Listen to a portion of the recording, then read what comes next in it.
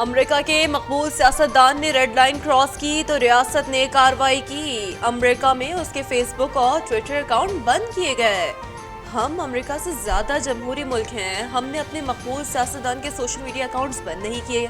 وزیر خارجہ بلاول بھٹو زرداری کا قومی اسمبلی میں طنز، کہا شہداء کی یادگاروں پر حملے کیے گئے۔ چیئرمین تحریک انصاف کی سیاست جھوٹ پر مبنی ہے، انہوں نے معیشت اور سیاست کو تباہ کر دیا۔ انہوں نے کہا وزیراعظم کے وعدے پورے ہوتے نظر آ رہے ہیں۔ سیلاب متاثرین کے لیے فنڈز کے اجرا پر وزیراعظم کے مشکور ہیں۔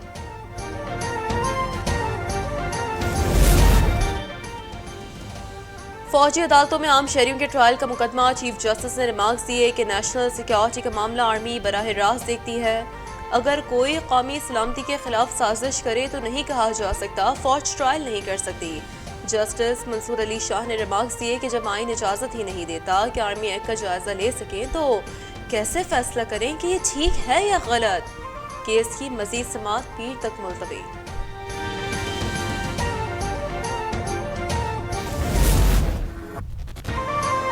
9 مئی کے واقعات میں ملوث زیر حراست ملزمان کا ڈیٹا پنجاب حکومت نے سپریم کورٹ میں جمع کرا دیا۔ رپورٹ میں بتایا گیا ہے کہ 9 مئی کو توڑ پھوڑ کے واقعات میں 3050 افراد ملوث پائے گئے۔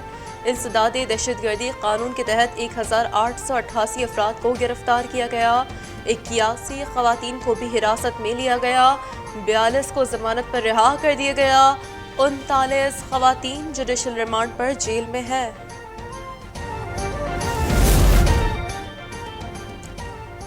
کل نامزد چیف جسٹس قاضی فائز عیسیٰ نے کہا ہے کہ میں اس عدالت کو نہیں مانتا۔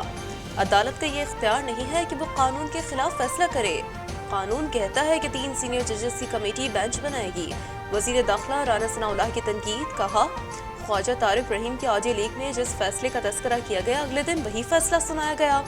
وزیر اعظم کے معاون خصوصیت عطار اور بولے ملٹری کورٹ میں مرضی کا وکیل کیا جا سکتا ہے، فوجی عدالت کے فیصلے کے خلاف 3 اپیلیں دائر کی جا سکتی ہیں۔ 9 مئی کے پیچھے چھپی ذہنیت کو جاننے کی ضرورت ہے۔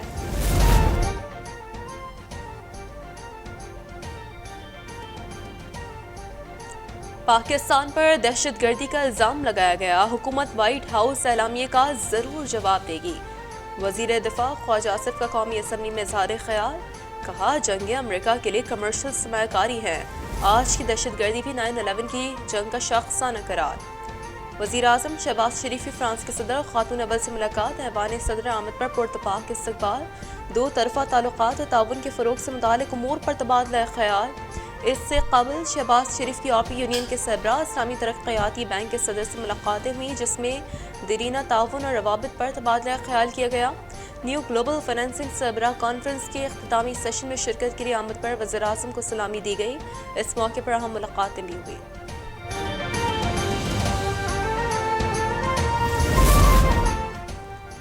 یونان کشتی حادثے میں جاں بحق پاکستانیوں کی تعداد 350 ہے، وزیر داخلہ رانا ثناءاللہ کی قومی اسمبلی میں تصدیق، کہا 281 خاندانوں نے حکومت سے رابطہ کیا، 193 ڈی این اے سیمپلز جمع کر چکے، کشتی میں 400 افراد کی گنجائش تھی، 700 کو سوار کیا گیا، حادثے میں بچنے والوں کی تعداد 12 ہے۔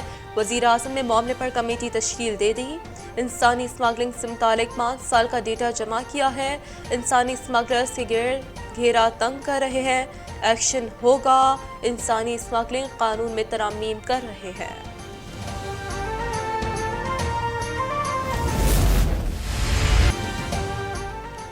ٹائٹینک کا ملبہ دیکھنے بیرا اوکیانوس کی تہہ میں گئی آبدوز، ٹائٹن خود ملبہ بن گئی۔ ٹائٹن کی مالک کمپنی اوشن گیٹ اور امریکی کوسٹ گارڈ نے آبدوز میں سوار 5 افراد کی موت کی تصدیق کر دی، خاندانوں کو مطلع کر دیا گیا۔ بدقسمت آبدوز میں پاکستانی صنعت کار شہزادہ داؤد اور ان کا بیٹا بھی سوار تھا۔ شہرہ آفاق فلم ٹائٹینک کے ہدایت کار جیمز کیمرون کا بحری جہاز اور آبدوز کی پہلی بار ہی حادثات پر اظہار حیرت۔ تحریک انصاف کی ایک اور وکٹ گر گئی، سابق ایم پی اے شاہینہ کھوسا نے بھی سیاست کو خیر باد کہہ دیا، سنہ 9 مئی میں ملوث شرپسندوں کو سخت سزا دینے کا مطالبہ کر دیا۔ ایسا کبھی شہدائے پاکستان کو سلام، سپاہی عبدالرحیم شہید کے لواحقین نے سنہ 9 مئی میں ملوث شرپسندوں کو سخت سے سخت سزا دینے کا مطالبہ کر دیا۔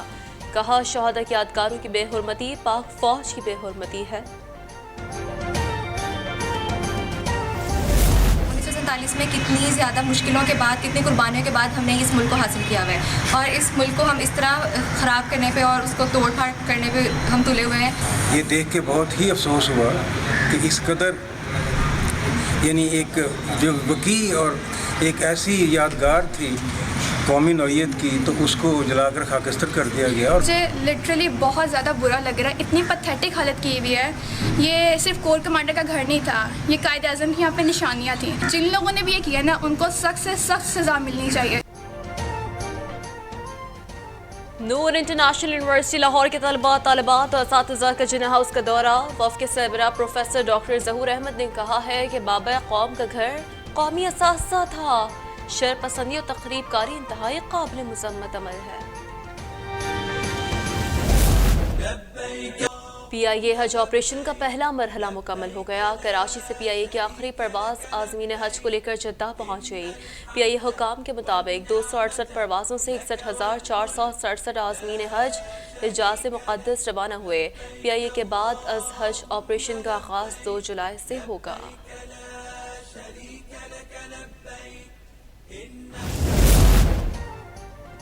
مودی کے دورہ امریکہ کے دوران وائٹ ہاؤس کے باہر شدید مظاہرے۔ American Sikh community, Indian American council, Sikh for justice اور دیگر تنظیموں کے کارکنوں کا احتجاج۔ Modi go back, Indian danger کے نعرے۔ مودی سے جواب طلبی کا مطالبہ۔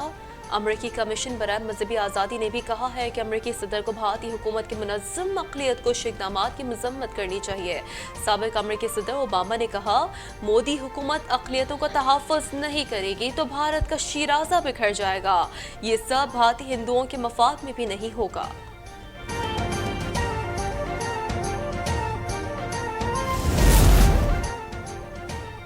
خیبر سے کراچی تک، گلگت سے گوادر تک، ملک میں شدید گرمی کی لہر۔ کراچی والوں کا حد سے برا حال۔ بجلی کی لوڈ شیڈنگ نے گرم موسم میں عوام کی مشکلات مزید بڑھا دیں۔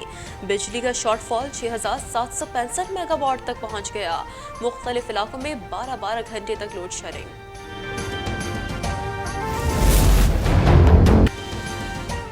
دنیا کی 400 بہترین یونیورسٹیز کی فہرست جاری۔ آکسفورڈ یونیورسٹی کا پہلا، ہارورڈ یونیورسٹی کا دوسرا اور کیمبرج یونیورسٹی کا تیسرا نمبر۔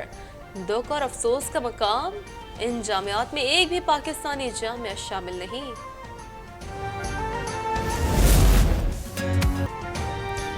وقت کم، مقابلہ سخت۔ عید قربان قریب آئی تو مویشی منڈیوں کی رونق بڑھ گئی۔ کسی کو اونٹ، کسی کو دمبا، کسی کو بھیڑ، کسی کو بیل تو کسی کو بچھیا پسند۔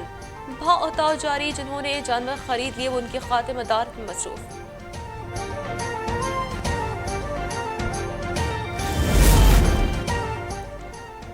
اور قربانی کے جانوروں سے پیار کریں مگر احتیاط کریں، چھوٹے بچوں کو قریب نہ جانے دیں۔ نیو کراچی کے علاقے گودرا چوک میں دل خراش واقعہ، بپھرا بیل 12 سالہ ابراہیم کو گھسیٹ کر لے گیا۔